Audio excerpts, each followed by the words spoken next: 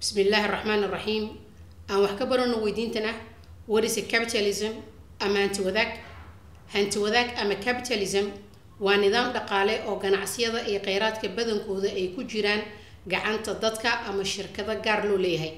هذا بقي معها ألابتي أذي جذا لصوص صاروا أي مشارات كبا وحا إنت بدن جوامية باهيدا كجير تسوقة supply and demand وحا إنت عدير إن شركة يضدكوا أي كوه وليهين إني كتر تمان سوقيدا كون هولجلان سيوفنان له يهال أبورنمو مدة سوكينيسا إني فائدة كسو صاران هولها أي قبانيان مركز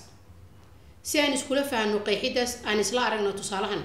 عندانو وحا مقالة كتالا لابا مقاحي وقحوة لغو قدو لابا مقاحينا وحالو ليها سيجارة أما برايفت هادابا إياga ayaa go'aaminaya qiimaha la gadayo qaxwada iyo cabitaanada sidoo kalena ayaga ayaa u madax banaan in ay doortaan cid ay ka soo gadanayaan agabyada ay u baahan yihiin ama yaa supplier u noqonaya waxa inta dheer inay go'aankeeda leeyihiin tirada dadka ay shaqaaleysiinayaan iyo mushaarka ay qaadanayaan haddaan sii wadano tusaalihi maadaama labada maqaayad si gaar ah loo leeyahay shaqaalaha kala duwan waxa ay iyagana awood u leeyihiin in ay doortaan maqaayada ay ka shaqeynayaan oo ay ka heli karaan mushaar fiican iyo jawi shaqo oo habboon sidoo kalena milkiilayaasha waxa ay helayaan faa'iido dhanka kalena macaamiisha waxa ay dooranayaan maqaayada ay markaas u arkaan inay munaasab ku tahay rabitaankooda midaas oo dhalinaysa inuu suuqa abaal mariyo maqaayada ugu fiican ee qabtiri karta baahida macaamiisha uguna adeegaysa si wanaagsan maadaama suuqi uu tartan ka jiro haddii ay dhacdo in maqaayad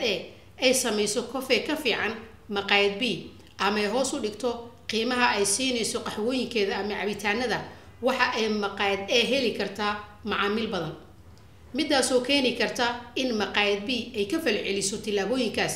sida inay sare u qaado tayada qaxwada iyo cabitaanada ay gadayso ama inay la timaado cabitaano cusub oo aanan hore loo gadi jirin iyo wixii la halmaala kala doorashada waxa keenaya inuu tartan ka jiro suuqa gunaanad nidaamka anti wadaaga waxa uu ku tiirsan yahay go'aamada ay gaaraan shakhsiyaadka iyo shirkadaha ku tartamaya suuqa xorta ah maadaama qeyraadka ay kooban yihiin qiimaha shayga uu joogo ayaa go'aaminaya halka maalgelinta ugu badan lagu sameynayo iyo meelaha kale oo la yareynayo midaas oo dhalinaysa in dhinacyadii kala duwanaa ay ku tartamaan helidda qeyraadkaas oo ay la imaadaan hal abuurnimo si loo gaaro kobac iyo faa'iido hadda koor ayaan ka soo hadalnay qeexida supplier innovation supply demand ee fadlan ka dhigayso lifaaq hoose ربنا تقبل منا إنك أنت السميع العليم ما تسندين وإنه مركل هذه ربي